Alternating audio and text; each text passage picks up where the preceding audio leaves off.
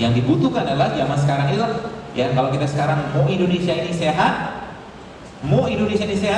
maka jawabannya adalah berapa banyak penduduk negeri ini yang bangun malam dan baca Quran. Semakin banyak penduduk negeri ini yang bangun malam dan baca Quran, pasti sehat.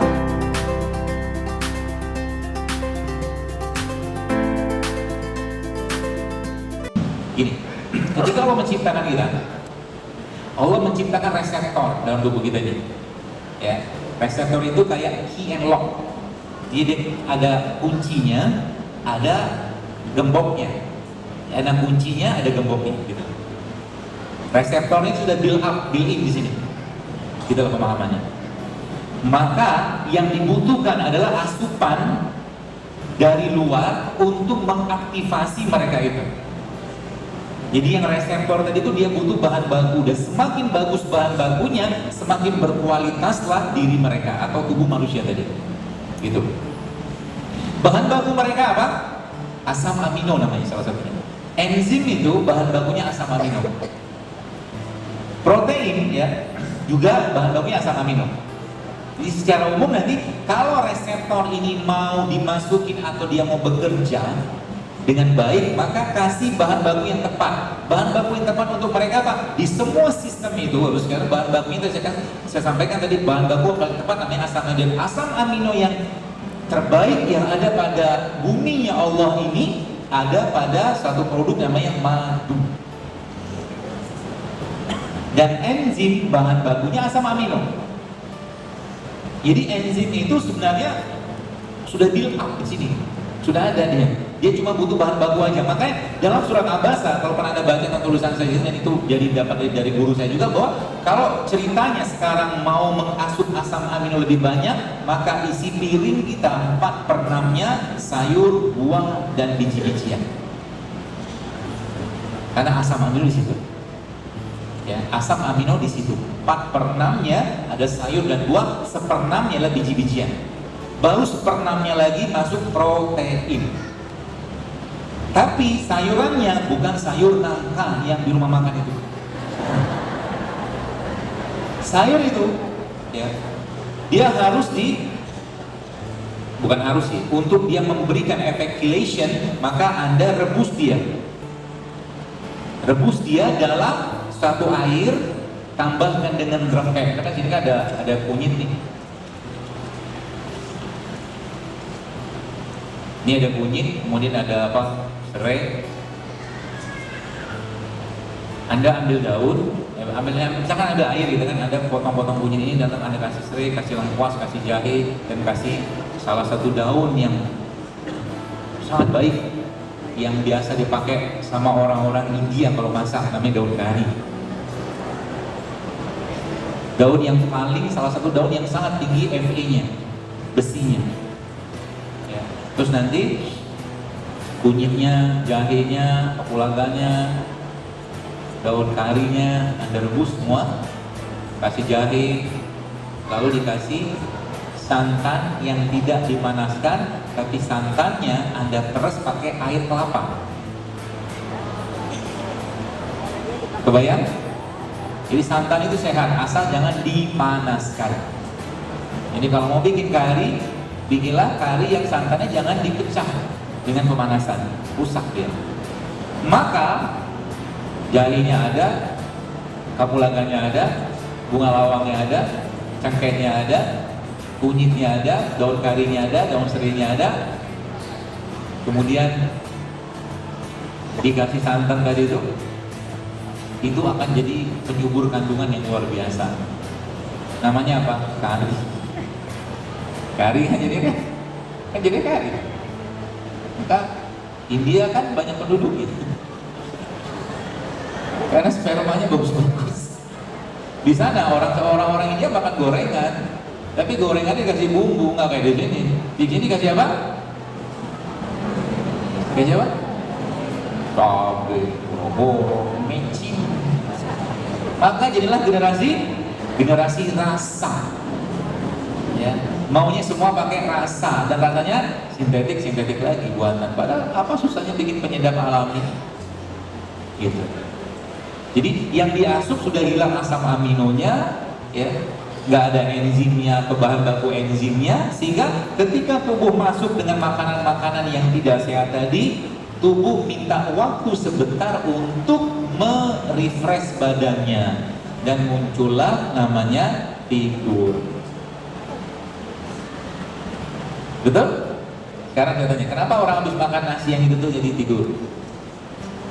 Bukan karena banyak lemaknya, tapi karena makanan yang dimakan tadi bahan baku buat enzimnya sudah nggak ada. Nasinya sudah nggak ada bahan bakunya, karena nasi itu sebenarnya bahan baku enzimnya atau bahan terbaik itu justru malah ada pada seratnya, ada pada kulitnya. Nasi itu kan nasi putih, tapi yang makan kulitnya siapa? Ayamnya nggak kena osteoporosis, nggak kena diabetes, manusianya kena. Nggak mau belajar dari ayam. Dari zaman dulu ayam kampung sehat-sehat terus ya. Kecuali ayam kampung yang sudah pindah ke kota. Maksudnya pindah kota tuh dia nggak lagi makan makanan yang asli gitu, kan gitu. Jadi ada yang sini. Maka beda ceritanya kalau Anda makan nasi yang penuh gula, yang penuh santan tadi, ada beda ceritanya reaksi batin dengan Anda makan sayur dan buah. Beda, nggak ngantuk kita. Kenapa? Ada bahan baku di situ, ada asam aminonya. Maka lihat dalam Al-Quran, Allah berikan petunjuk kepada kita, kalau mau makan sesuatu, makanlah buah terlebih dahulu sebelum makan beratnya. Kan petunjuk Al-Quran begitu. Kita kan terbalik. Makan buahnya kapan? Setelah makan. Dan disebut dengan gaya dessert gitu. Mencuci mulut. Cuci mulut itu pakai air, bukan pakai buah. Jadi banyak keliru kan? Banyak keliru. Contoh ini juga sama, tempe. Tempe itu protein.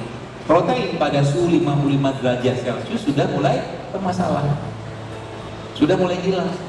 Para tempe itu sehatnya luar biasa. Anda pernah ketemu kimchi yang digoreng kan? Kimchi digoreng kan? Mau digoreng mah rusak lah kimchinya. Orang di situ ada biotiknya kok, ada probiotiknya di situ. Probiotik kena panas ya rusak. Gitu loh. Maka makan tempe itu tempenya mentah. Mentah sebenarnya bukan mentah juga. Tempe yang dibikin kayak begini kedelai sudah direbus. Kita aja bahasa kita mentah karena nggak digoreng. Ya kan? Jadi makan tempe sama madu. Pagi-pagi sarapannya itu. Salah satunya, atau bikin bubur ayam. Pakai apa? Bukan, pakai alpukat. Alpukat dikerok, dihancur-hancurin, di mixer sedikit gitu kan, nanti Anda kasih suiran kurma. Itu bubur ayamnya kita. Sehat gak? Murah kan? Murah lah. Bubur ayam sekarang berapa? Rata-rata yang 5, 7 ribu, 10 ribu lah. Anda beli alpukat satu cukup kok. Betul? Cukup. Tambahkan tempe sedikit sudah dapat protein, sudah dapat lemak, sudah dapat asam amino. Kenapa nggak mau ngerjain itu? Belum tahu, baik sangkanya belum tahu. Ya, maka diubah. Kasihan pemerintah kita, 1 tahun 140 miliar dia beli obat TBC. 1 tahun, itu baru 1 obat. Ini belum cerita efek sampingnya. Ya, padahal negeri kita nih 350 tahun kita dijajah Belanda. Ini dijajah apa? Rempah. Ini kan dijajah. Kenapa banyak orang Indonesia sakit-sakitan zaman sekarang? Karena mereka jauh dari rempah, mereka jadi jauh dari rempah, mereka jadi jauh dari sayur, mereka jauh dari buah. Yang dimakan kebanyakan makanan-makanan yang menyenangkan rasa mereka. Gitu, betul kan? Akhirnya apa? Sakit-sakitan. Dan kalau mobil itu mau bermasalah, dia kasih tanda dulu. Tiba-tiba di starter nggak bisa. Sama pagi-pagi tiba-tiba mau bangun susah. Starter nggak bisa. Keberatan karena malamnya ngapain? Makan nasi goreng. Kan gitu kan? Makanya kalau bahasa Inggrisnya ini ala-ala saya gitu kan, bahasa Inggrisnya sarapan itu apa? Breakfast. Breakfast itu kan fast yang di break. Kita puasa kita malam kan. Maka sebelum tidur itu bahkan disebutkan dalam hadis jangan makan. Hadis itu gitu. Kalau mau makan jangan sampai langsung tidur habis makan. Jalan dulu setengah jam gitu hadisnya. Perintahnya begitu. Kalau enggak apa? Dia akan fermented, dia akan fermentasi makanan tadi. Balik-balik ketika bangun pagi-pagi, harusnya bagian-bagian dalam tubuhnya bersih-bersih segala macam, tapi karena ada makanan masuk, dia nggak bersih-bersih, malah kerja lagi. Ya. Maka Allah menciptakan, kalau saya tanya Anda semua, lebih milih makan atau tidak makan? Pasti milih makan, saya pun milih makan. Karena makan bagian dari nafsu kan. Karena Allah Maha tahu kita dan Allah jauh lebih tahu dari kita, kebutuhan kita, maka Allah ciptakan kondisi untuk manusia tidak makan, namanya puasa. Itu sebenarnya ceritanya. Lihat, kalau saya pernah bahas itu kan, ada bayangan kalau seandainya kita ngikutin pola ini aja, berapa banyak dana atau anggaran kesehatan kita bisa save, kita bisa hemat. Senin Kamis 2 kali 4 8. Ayamul Bid 13, 14, 15. 8 sama 3 udah 11. Tanggal 17-nya, tanggal 19-nya atau tanggal 21-nya berbekam. Apa itu gak skenario? Skenario loh itu. Disuruh puasa dulu, besok suruh berbekam. Bagian tubuh kita ini yang paling banyak terekspos dengan polutan apa? Kulit. Maka bekam itu di kulit. Puasanya urusan sama kolbu. Fisik itu ngikut aja. Maka puasa tuh jangan banyak makan. Ya, kalau cerita tadi makan, Nabi mengajarkan apa? Ketika berbuka puasa, cerita breakfast tadi, maka Nabi makan kurma. Maka pagi-pagi ketika Anda bangun tidur, yang Anda makan apa? Minum air putih dulu. Itu yang pertama. Atau kalau enggak, Anda makan buah. Nggak cocok pagi-pagi itu kita makan yang berat-berat. Kenapa? Karena tubuhnya habis istirahat. Gitu loh. Jam 4 bangun, jam 5 bangun, tiba-tiba langsung makan bubur ayam, nasi goreng, mie bla bla segala macam, capek dia. Akhirnya apa? Ngantuk. Dan tubuh kalau sudah bermasalah, dia ngasih tanda. Tandanya apa? Keluhan. Anda yang sudah mulai ngikutin apa yang saya sampaikan, coba lihat. Mulai berkurang sedikit keluhan-keluhannya, coba. Satu persatu hilang, pusing sudah mulai hilang, dan tidak lagi menyalahkan musim. Zaman sekarang orang suka nyalain musim. Musim hujan, batuk pilek. Ya, musim panas, demam, macamnya nggak ada yang benar musim. Rambutan disalahin, mangga disalahin, kelengkeng disalahin, nggak ada. Karena itu yang menciptakan semua kan. Ya. Kalau udah ngikutin ritmenya alam ini, waktunya tidur, waktunya makan, waktunya puasa, selesai. Waktunya malam, bangun malam. Gitu. Maka pasti sehat. Kata kuncinya apa? Semua syariat dalam Islam menyehatkan, tapi kita tidak mengerjakan yang untuk sehat. Kita mengerjakannya karena ketaatan dan kewajiban kita kepada Allah. Wudu saja, mungkin Bapak Ibu kalau Bapak baca beberapa tulisan tentang wudu, betapa di sini ada kuman di dalam hidung kita yang itu per 4-5 jam tinggal. Saya waktu itu saya baca itu bisa hilang dengan berwudu. Jadi orang berwudu itu pasti tidak akan kena sinus kalau wudunya benar seperti wudunya Nabi.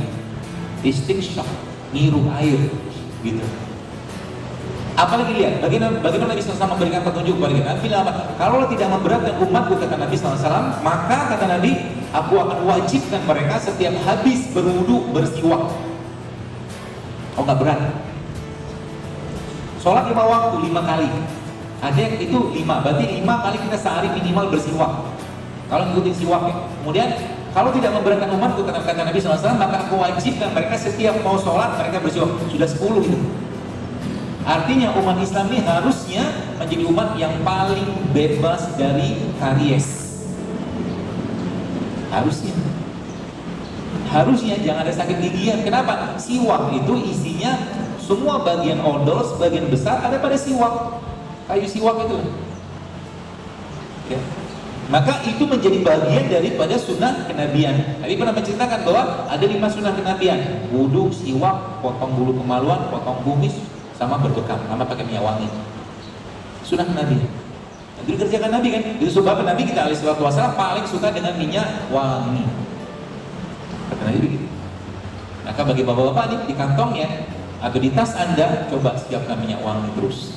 Rasul tidak akan masuk ke rumah beliau alaihi salatu wassalam sebelum beliau bersiwak. Dia nggak mau ketemu istri beliau sampai beliau bersiwak. Ada apa begitu? Bagaimana caranya supaya mulut tidak bau? Jangan makan yang asam-asam. Contoh yang asam apa? Nah, gula pasir itu asam. Sifat ya, bukan rasa. Gula pasir itu asam, tepung itu asam, minyak goreng itu asam, nasi putih itu asam. Oke. Tanda-tanda orang yang asam apa? Mulutnya bau, BAB-nya bau, kencingnya bau, pokoknya bau lah. Coba lihat kalau ada yang makan jengkol, apa yang terjadi dengan pipisnya? Bau kan? Karena jengkol itu asam, kuat banget asamnya. Ya. Kemudian durian. Coba lihat, maaf kalau yang makan durian berlebihan, coba lihat. Biasanya BAB-nya itu juga maaf baunya menyengat karena durian itu asam. Udah asam, dia karbonya atau gulanya tinggi banget. Maka boleh makan durian. 1 potong, 2 potong. Ya. Lalu Anda ambil bijinya direbus, nah makan bijinya yang banyak, lebih sehat. Biji durian itu sehat. Ya. Jadi pada makan durian. Ya, sekali-kali boleh lah. Kalau Anda pengen tetap makan nasi, misalkan, dok saya belum bisa tinggal nasi putih, gampang, saya kasih solusinya.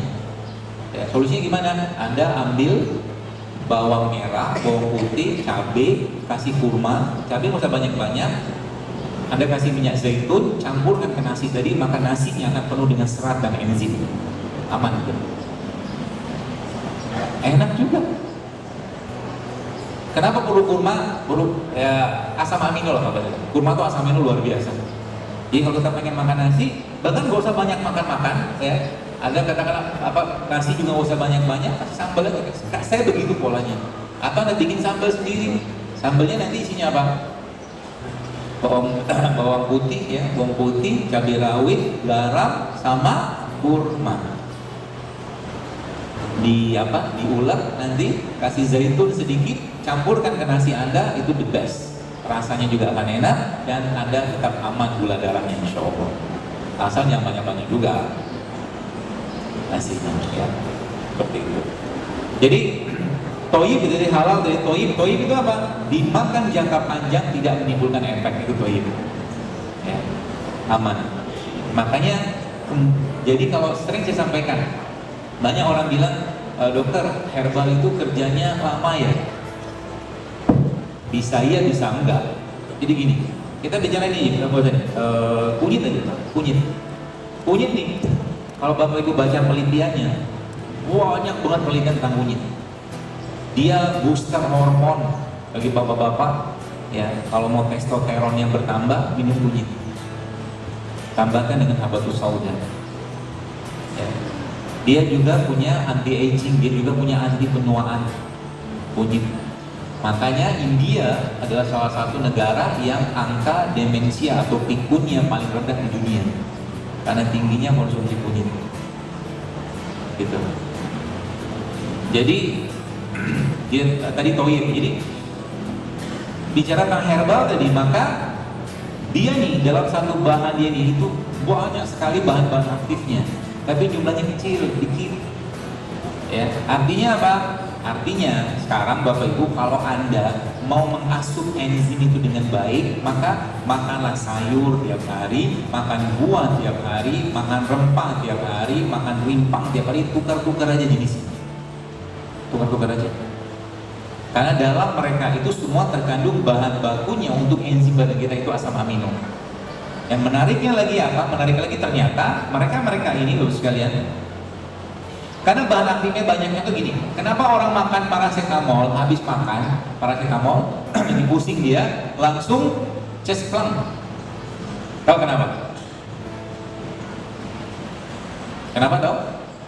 Karena dosisnya tinggi banget kan? Dosis paracetamol kan 1 kapsulnya berapa? 500 mili. Nah pertanyaannya, kunyit itu punya ke analgetik atau anti nyeri? Punya, tapi kecil banget. Tapi dia punya yang lain juga, dia punya anti aging, dia punya anti pembekuan anti agregasi apa nama itu, kemudian dia juga dia pengengker darah, banyak banget dalam satu kunyit ini. Ya, ketika orang hidupnya nggak sehat, kemudian dia makan ini, Maka katakanlah dalam misalkan ini ilustrasi analogis saja. Dalam mereka ini katakanlah ada 10 bahan aktif misalkan ya, misalkan lebih banyak. Ketika orang itu nggak sehat, lalu dia makan beginian, judulnya dalam kondisi dia pusing.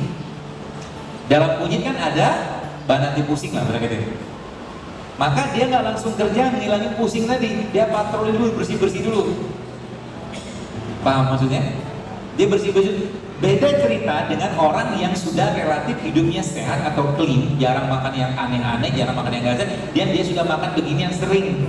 Ketika dia sakit, ada pusing, meskipun bahan di sini sedikit, dia langsung ke sana kerja karena tempatnya udah bersih, Bang. Itu ilustrasinya. Maka sejak zaman dulu orang-orang Indonesia tidak pernah ada informasi keracunan kunyit, keracunan jahe, keracunan kencur. Betul? Ada ceritanya. Jadi jangan tanya sama saya beliau ini aman atau tidak, karena yang ciptakan dia ini Allah. Betul. Sedangkan di luar sana yang menciptakan manusia, bukan menciptakan, yang buat. Kalau menciptakan dari nggak ada menjadi itu menciptakan. Kalau buat itu kan sesuatu yang ada dimodif. Maka dari kunyit misalkan yang tadi ada bahan untuk anti nyerinya, yang misalkan bahan anti nyeri dia senyawanya ya, misalkan A1, B1, C1 dalam jumlah dosis 0,005 kecil banget sama pabrik. Oh, ini A1, B1 digandakan dosisnya, digedein, dibesarkan dan langsung cespleng. Tapi ingat, dia punya teman, sedangkan yang 500 mg nggak punya teman. Sehingga apa? Kalau dia dimakan terus menerus, dia punya banyak teman yang patroli. Kalau itu dimakan terus menerus, pasti muncul efek samping. Paham sampai sini? Gitu. Cerita begitu. Mobil Toyota ketika dibikin di Jepang atau mungkin di assembly di sini atau dirakit di sini, nggak mungkin diberikan kepada kita yang beli mobil tadi kalau tidak ada spare partnya, tidak mungkin. Harus ada yang bikin apa bannya, harus ada yang bikin radiatornya, harus ada yang bikin kacanya, harus ada yang bikin tali apa segala macam dengan spare partnya. Manusia diciptakan oleh muka bumi, masa nggak ada spare part? Bang, maka spare partnya apa? Allah ciptakan di mereka ini. Saudi tidak tumbuh mereka dengan baik seperti Indonesia, maka Allah ciptakan di sana superfood untuk menggantikan itu semua. Namanya apa? Kurma. Orang Jawa Barat di sana tumbuh sayur dengan sangat gampang, di sana cenderung dingin, maka di sana dimunculkan kebiasaan oleh Allah, orang-orang sana suka makan wedang supaya ketemu panas dinginnya. Tanda-tanda kan semua, gitu loh. Apalagi yang minuman-minuman atau makanan-makanan yang disebutkan Allah dalam Al-Quran ataupun disebutkan oleh Nabi SAW dalam hadis-hadis Nabi SAW. Maka tinggal pelajari aja, baca datanya. Lihat sesuatu itu jangan lihat dengan mata kepala, lihat dengan mata hati. Ada pohon kelapa di situ, apa daunnya panjang, ada buahnya di situ. Siapa yang susun? Allah yang susun. Ngelihat sesuatu itu dengan akidah, dengan iman. Bentuk mereka kayak begini, nggak beraturan, kan? Ada warna kuningnya. Maka Allah juga menciptakan tubuh kita ada tanda. Ketika livernya bermasalah, maka tubuh manusia tadi juga berwarna kuning. Maka dikasihlah orang zaman dulu kuning untuk orang hepatitis, orang penyakit liver, termasuk juga dengan temulawak. Siapa yang kasih insting itu ke mereka? Tuhan. Sains itu menjelaskan, gitu loh. Maka baca tanda-tanda tadi kepada Allah, baca tanda-tanda tadi dengan iman kita, ya. Jangan cuma baca dengan tadi mata kepala. Nanti kita capek sendirian. Apa susahnya Allah menyembuhkan kita dengan air? Kenapa nggak bisa? Karena iman kita tidak kita bina dengan itu. Yang dibutuhkan adalah zaman sekarang inilah, ya. Kalau kita sekarang mau Indonesia ini sehat, maka jawabannya adalah berapa banyak penduduk negeri ini yang bangun malam dan baca Quran. Itu aja kita tahu. Semakin banyak penduduk negeri ini yang bangun malam dan baca Quran, pasti sehat, insya Allah. Kenapa? Karena semua syariat menyehatkan, terutama syariat-syariat yang membutuhkan effort lebih. Orang lagi tidur dia bangun, ternyata lagi tidur, orang lagi tidur itu dia bangun, ternyata growth hormonnya bertambah. Orang itu bisa mendapatkan growth hormon yang luar biasa. Itu kan penelitian tahajud kayak begitu. Coba baca penelitiannya. Termasuk juga puasa Senin Kamis. Puasa Senin Kamis itu ada mereka nyebutnya 5-2 fasting, puasa 5-2. Dalam 2 kali seminggu berpuasa, tapi mereka nggak tahu bahwa Islam sudah mengajarkan itu. Ya, ada urutannya semua. Ya, kalau kita ikutin urutan tadi, maka insya Allah subhanallah itu luar biasa. Ya, termasuk dia butuh di-renewing. Maka kemarin saya sempat ada, nanti Bapak Ibu coba bikin ya. Coba bikin ini ramuan ini kunyit, lalu Anda kasih jahe, lalu Anda kasih masuk sama ini serai, kasih air panas.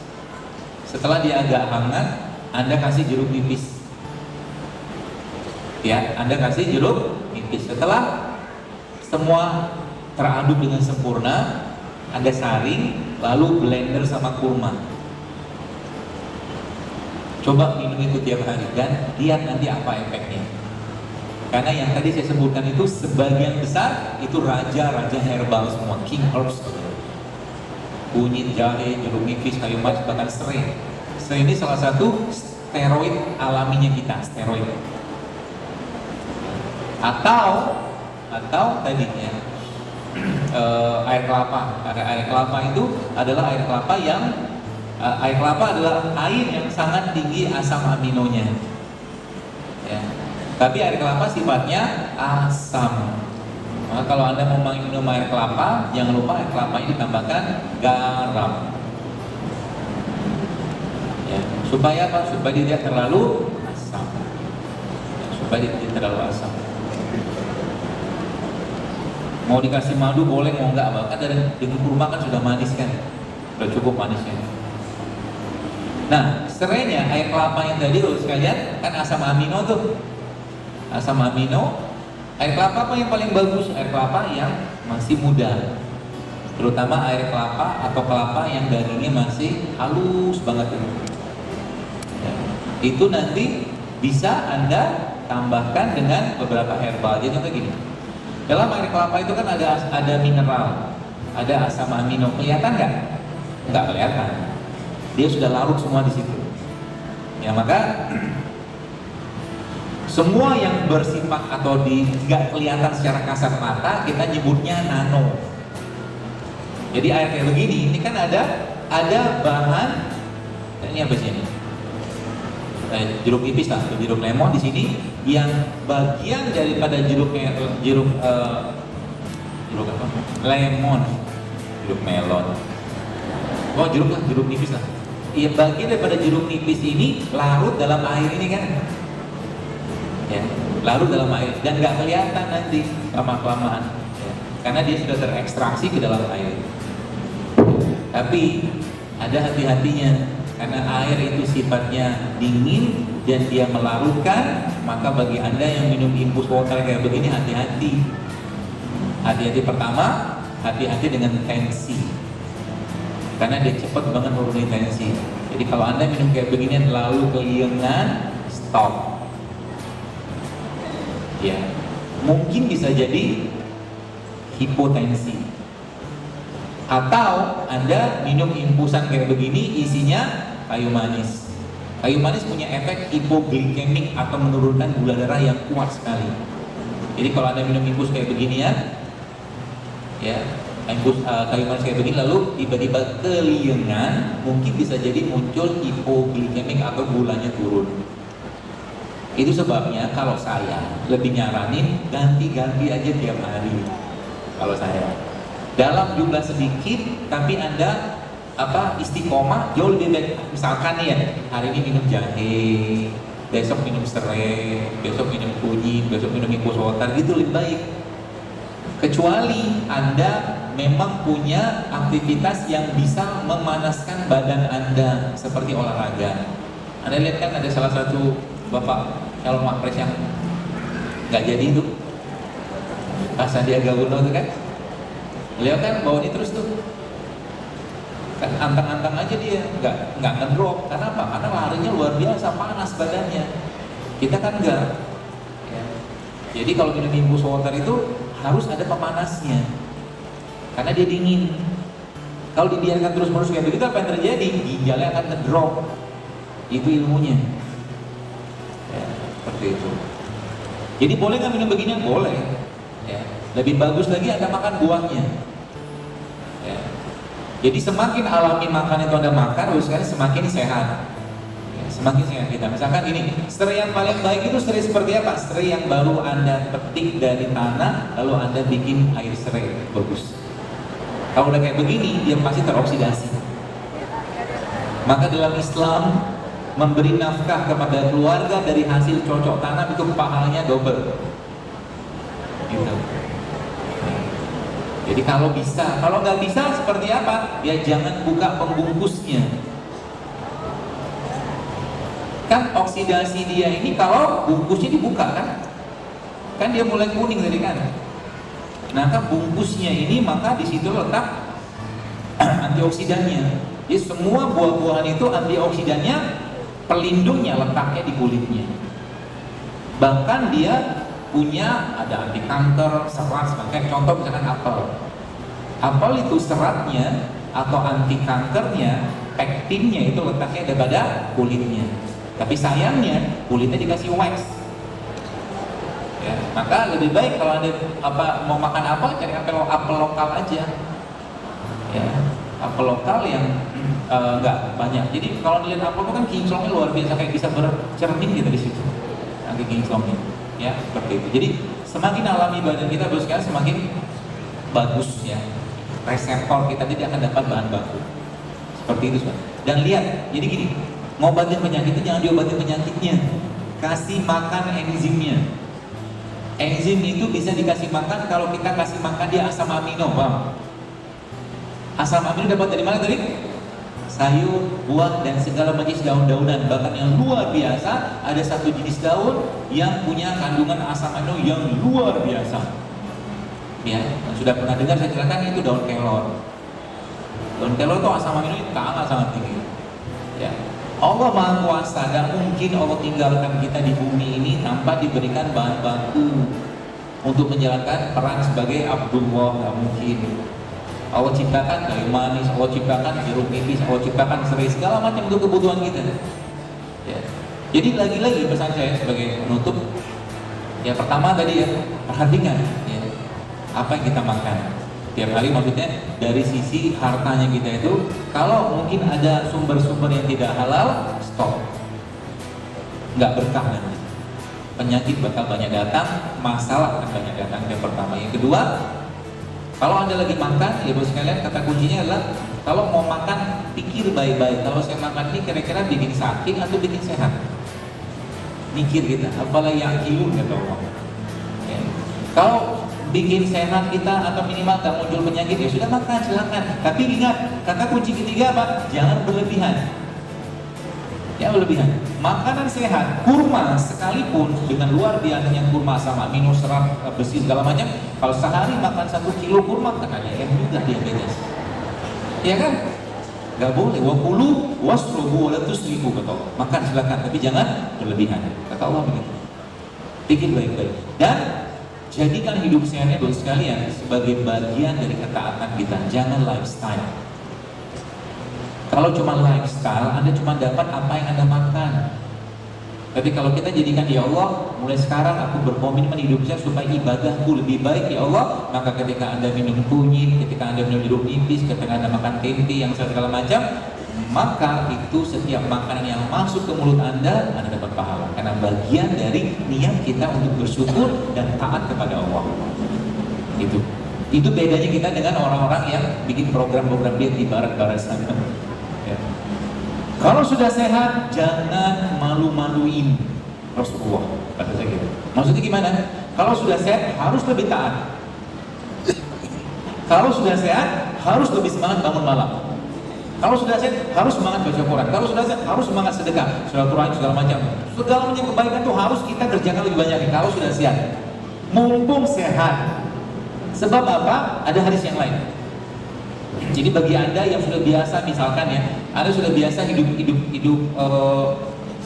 dengan ibadah tertentu, misalkan satu hari sholat duhanya 12 rakaat, misalkan, terus sering banget Anda kerjakan, nggak pernah putus. Lalu tiba-tiba Anda ada uzur sakit atau safar dan Anda tidak bisa melaksanakan sholat duha 12 rakaat, maka Anda tetap dapat pahala 12 rakaat. Itu maksudnya. Mumpung sehat, perbanyaklah berbuat baik. Dan ingat, berbuat baik itu bagus sekali, itu luar biasa. Apalagi berbuat baik untuk orang lain. Kalau sekarang saya tanya kepada Anda, maukah Anda diberikan sebuah hadiah umroh lah misalkan, atau mungkin Anda diberi kesempatan untuk iktikaf 1 bulan penuh di Masjid Nabawi? Aku mau banget, ya kan? Pertanyaannya, mungkin waktu nggak ada, urusan kita banyak, kerjaan banyak, maka Nabi SAW berikan petunjuknya kepada kita. Apa kata Nabi? Membantu hajat saudaraku kaum muslimin, kata Nabi, menyelesaikan hajatnya jauh lebih aku cintai daripada iktikaf 1 bulan penuh di masjidku ini. Maksudnya gimana? Anda lagi tempat wudhu, misalkan di mall atau di mana, tiba-tiba Anda lagi pakai sandal tuh, ada orang mau wudhu, orang itu pakai sepatu, oke? Orang itu pakai sepatu. Lalu hajatnya dia kan pengen pakai sandal supaya sepatunya nggak basah. Lalu Anda kasih sandal itu kepada orang tadi, maka itu jauh lebih baik daripada iktikaf 1 bulan penuh di Masjid Nabawi. Sesederhana itu melakukan kebaikan. Ya.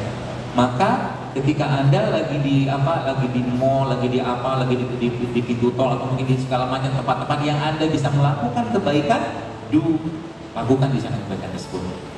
Jangan pernah dalam kehidupan kita tidak melakukan kebaikan untuk orang lain. Minimal dengan cara apa? Berdoa. Penduduk umat Islam di dunia berapa miliar? Sebulan 4 miliar. Saya juga nggak tahu, sebulan mungkin 4 miliar. Pertanyaannya, bagaimana Anda bisa mendapatkan pahala dari 4 miliar ini? Gampang, doa saja. Dengan doa, Allahumma fir lil muslimin wal muslimat wal mu'minin wal mu'min. Tambah lagi al-ahya'i minhum wal amwat. Orang yang mati, yang hidup, yang salah, Anda berpahala sama mereka. Biasa kan Islam kan? Maka jangan pelit mendoakan orang lain. Kalau pengen kaya, doakan orang yang sudah kaya.